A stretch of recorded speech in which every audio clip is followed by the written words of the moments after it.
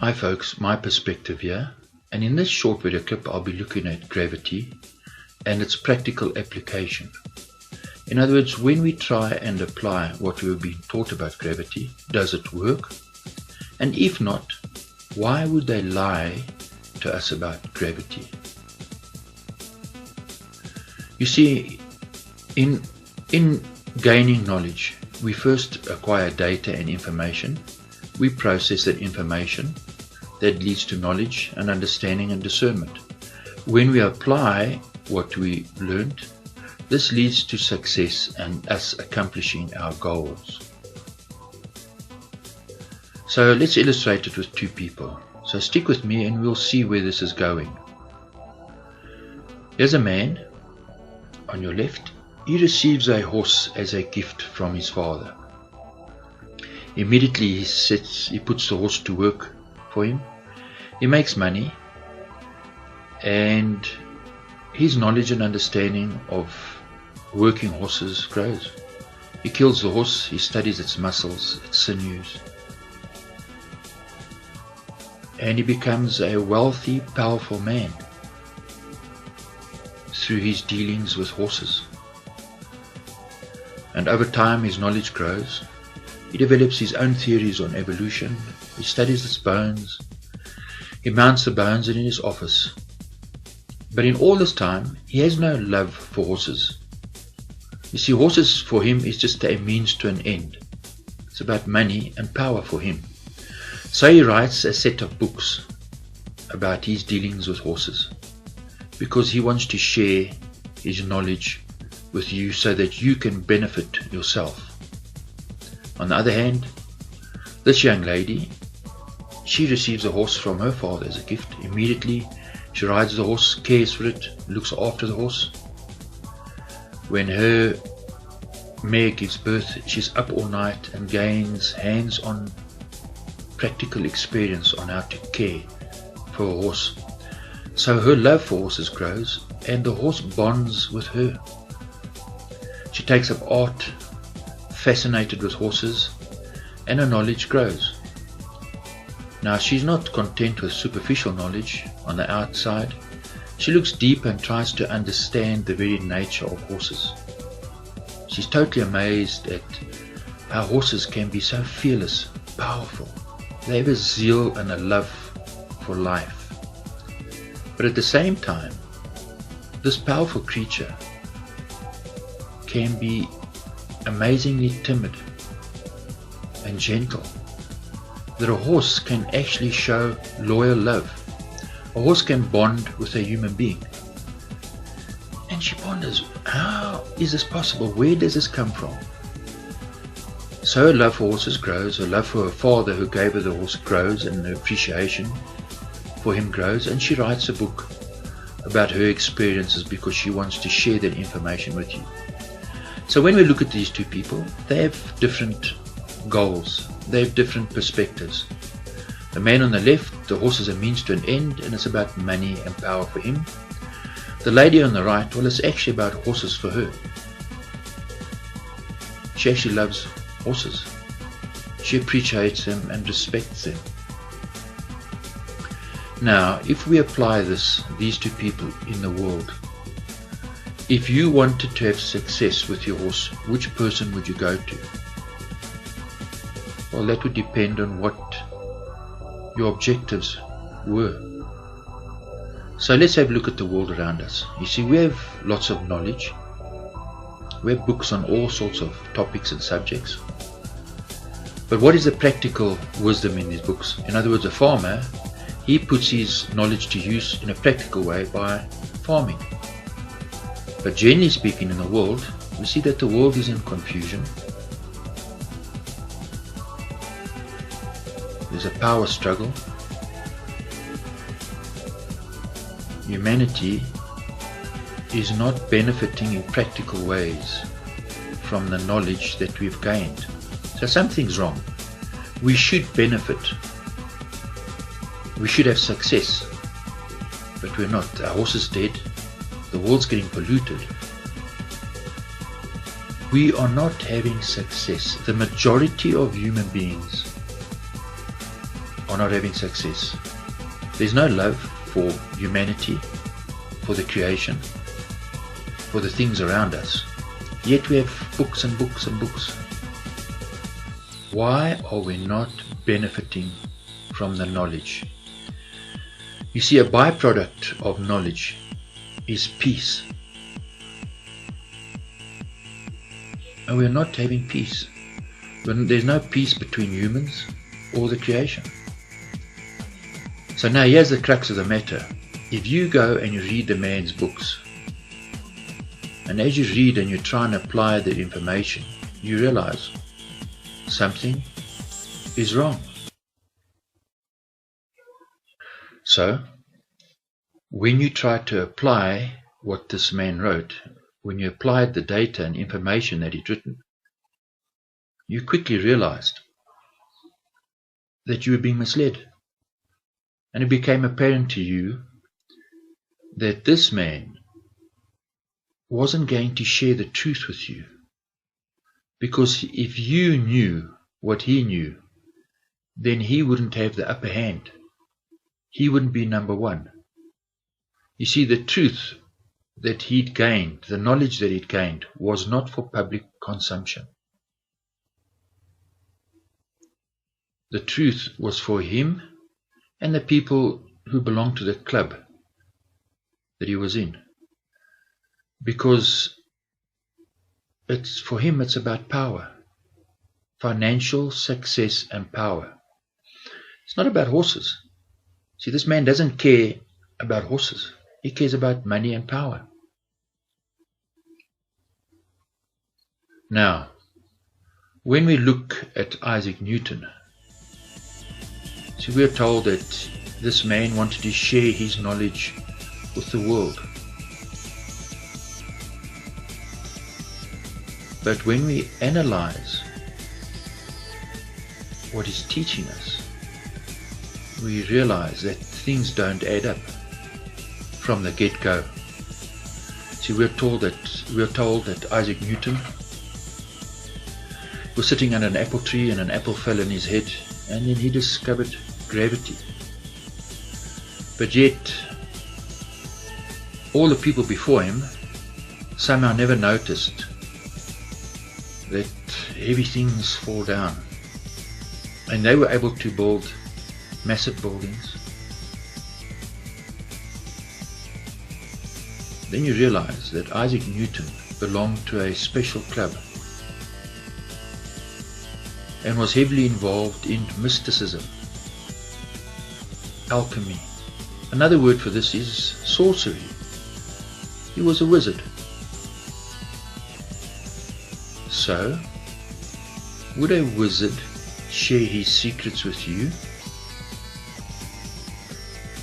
Why would Isaac Newton, who belonged to a powerful club of rich and wealthy people, world rulers, from Socrates, Copernicus, Galileo, Socrates who tutored Alexander the Great, his 4 generals, Ptolemy, Lysimachus, Cassander, powerful, rich men, they all belong to this club, and so do the majority of the world rulers.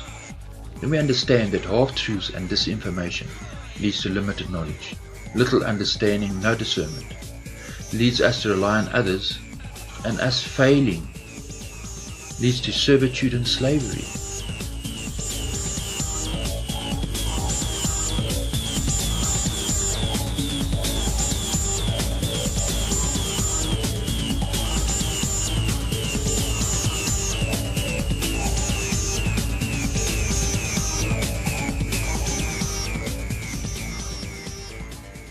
You're a workhorse.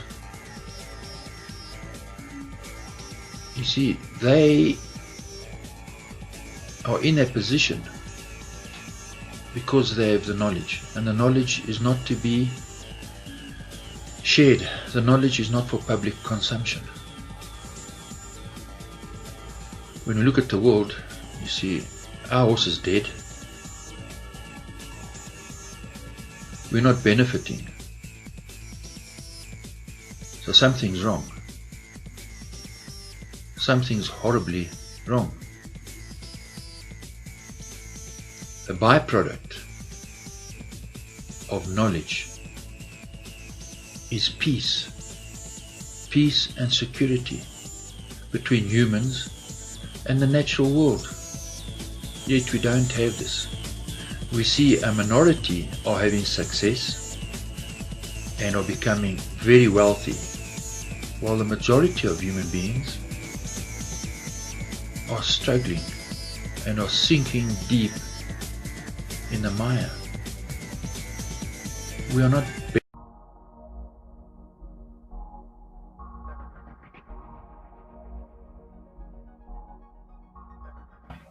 Hi folks, my perspective here, and this is the second part of the clip, The Gravity Delusion. In this we'll be looking at practical examples that show that gravity and relativity does not work. We'll be looking at speed and distance. So for example, this young boy, he's running and he's pulling this plane around him as he runs. So what distance did the plane travel? Did the plane travel around the boy? Is the plane's distance relative to the boy? So did the plane travel in a circle? No. The distance the plane traveled is when the boy ran from the bottom of the field to when the boy stopped, and the path of the plane would be in a loop. So the distance is not around the boy, but along the boy's path that the boy ran. Now let's look at speed. You see, this boy's running and he's flicking this plane around him. As the boy runs, the plane would have to fly faster as it flies in the direction that the boy is running in, and slower when the plane is behind him. Because if the speed is constant, the boy would actually run into the plane. So they'll tell you that the plane speed is relative to the boy. The boy would still run into the plane because the boy is moving. The plane speed cannot be constant because the boy would run into the plane. So they're applying it to the earth and they're saying, well, the boy is the earth, so a plane flying around the earth cannot travel at the same speed. And what was the distance that the plane traveled? Well, from when the plane took off from the earth, flew around the earth as the earth travels around the sun. And the distance would be when the plane lands. You see, they'll tell you that the distance and the speed is relative to the earth, but it's simply impossible because the earth is spinning around the sun. So how then does gravity, which is pulling the plane towards the earth downward, how does gravity force the plane along its flight path so that the plane continues to maintain its speed relative to the earth as the earth spins? Because the force isn't in front of the plane, but downward. How does gravity pull the plane when the plane's behind the earth, and then pull the plane in front of the earth? You see, because the earth would actually smash into the plane. So the speed and the distance the plane flew, doesn't work. It simply cannot work. Remember the boy, when he's running, he's pulling the plane toward himself. So when the plane is in front of the boy, and the boy is pulling the plane toward him, the boy will run into the plane. Now let's look at speed and distance of this balloon. So the hot air balloon takes off, right? So from the position regarding the earth, the hot air balloon is moving. So when we stand back and we look at the balloon's path around the earth, how is gravity pushing the balloon around the spin of the earth at 1,600 kilometers an hour? And at the same time, how is gravity pulling the balloon along the earth's path around the sun at over 500,000 kilometers? because gravity is pulling the balloon towards the Earth. And realize that it only works if the Earth is stationary, and the only momentum that the balloon has is its position as it's flying over the Earth. You see, they're trying to tell you that the people in this balloon will only feel the motion they have that is relative to the Earth. And you realize that it's a con. This is simply impossible. We're being lied to. Gravity and relativity does not work. Let's take a helicopter. You see, this helicopter is flying. They'll tell you that the helicopter's position is relative to the Earth. So if I move this Earth around, the motion of the movement plus the helicopter's movement have to be added together. And I'll tell you now, the helicopter will only account for its motion relative to the Earth. It simply doesn't work. Let's take an aeroplane. So this aeroplane takes off, right? It's free from the Earth's gravity because it's flying. So if the Earth had to move upward, well, the Earth would smack into the aeroplane. And if the Earth dropped away from the plane, it would leave the plane behind. If the Earth moved left and right, its movement cannot be transferred to the aeroplane. How? Even from your own experience in an aeroplane, you feel the aeroplane taking off and you feel the aeroplane landing. That's the only motion that you feel when the plane takes off and lands. So they'll have you believe that the ground is traveling easterly at 1,600 kilometers an hour, and as the plane takes off, its position is perfectly maintained in a different direction that the plane is flying in. And you don't feel it. No stress is put on the airplane. As the airplane turns westerly, the airplane doesn't have to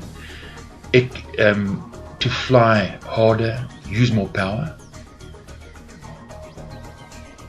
But the plane automatically now just flies magically in the opposite direction of the Earth's motion. And if we stand back, here's the airport. So the plane is taking off. So the airplane doesn't have to take into account the spin of the Earth or the Earth's motion as it moves around the sun. See, the plane only magically takes off and lands. That's all you feel. We don't feel the Earth's rotation or its movement around the sun. Whereas we can see that a plane flying westerly and a plane flying from south to north, both planes will experience different forces.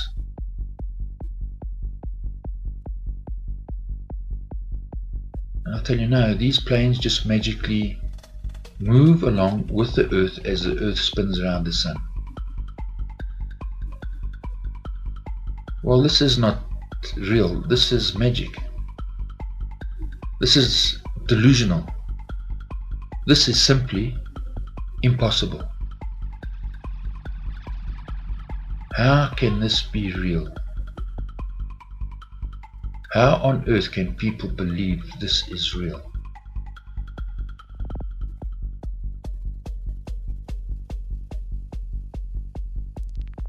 We've been lied to. So, the International Space Station and the Hubble telescope is free from gravity in outer space, yet will move along the Earth equal to the speed of the Earth and the spin of the Earth as the Earth travels around the Sun, and gravity is pulling it towards, and the Earth won't smack into the space station or the Hubble telescope when they're on the position of the Earth's path around the Sun. They'll also tell you that we don't feel the spin of the earth because our motion is constant. Well, that's totally ridiculous, because your motion is in a circle and you're spinning at an angle of 23.4 degrees, at an angle across the path of the spin. So therefore your speed cannot be constant. How can your speed be constant?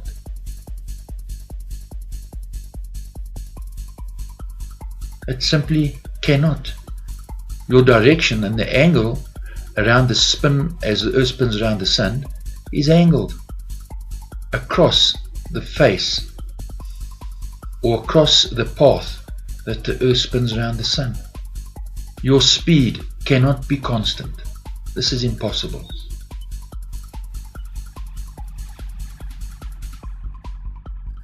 I'll also tell you that the full-cot pendulum measures the rotation of the earth.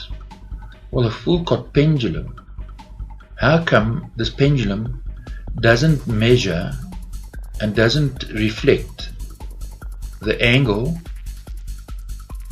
of the earth's spin as it changes angle from one side to the other side as it orbits the sun, and doesn't measure the earth's movement around the sun?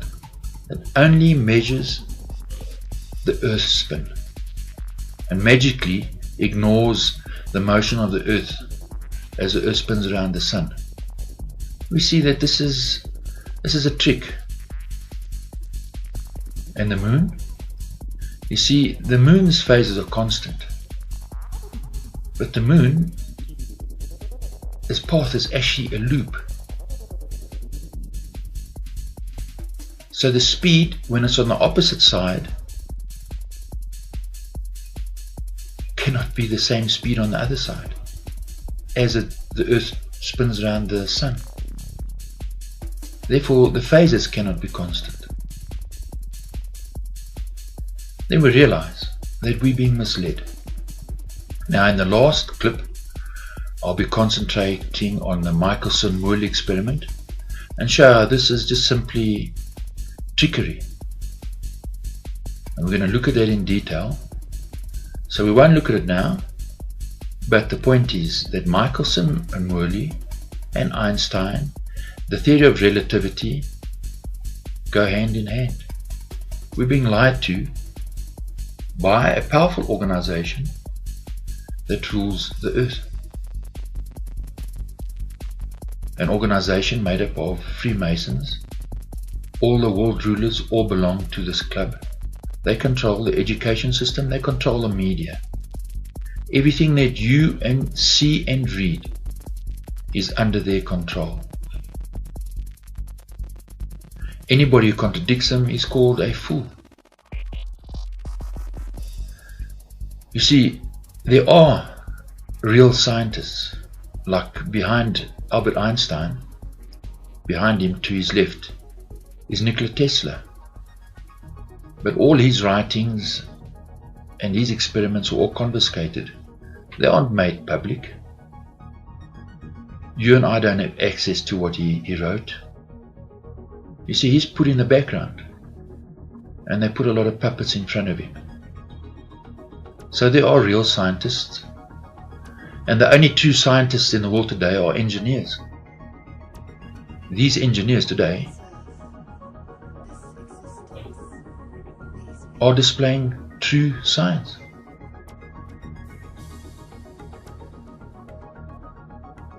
So, if I'm in my garden and I put on a water sprinkler, I'll notice that the water drops give no indication of motion.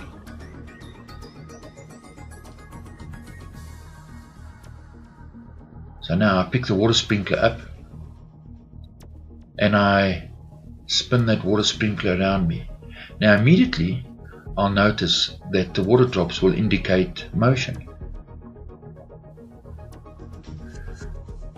So if I do it quickly, you'll see the motion. If I do it slowly, the water drops will indicate the motion of the water sprinkler.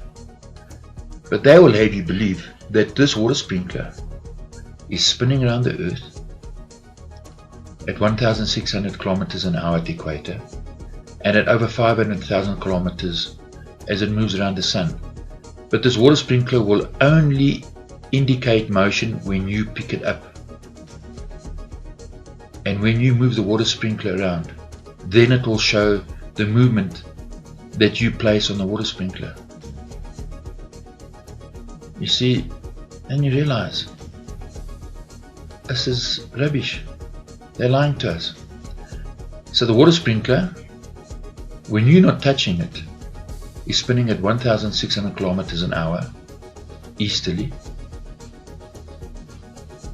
and doesn't give any indication of this motion. But when you pick it up and you move it north and south, oh yes, then it will only show that motion, but not the motion easterly.